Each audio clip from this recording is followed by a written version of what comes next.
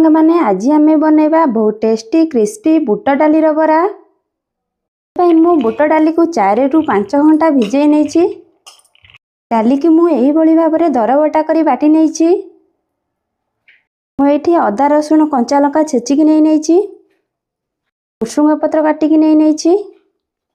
कटा पियाज किसी नहीं। कटा कंचा लंका, स्वाद अनुसार लुण नहीं। जुआणी नहीं। लंका गुंड गोटे चामच नहीं। आम भल भाव में गोलाई नवा। कढ़ई रे किछि रिफाइंड ऑयल नहीं जावा।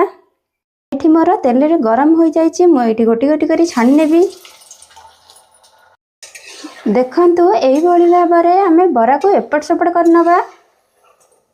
एही भली भाव हो गला पर आम को बाहर करनबा।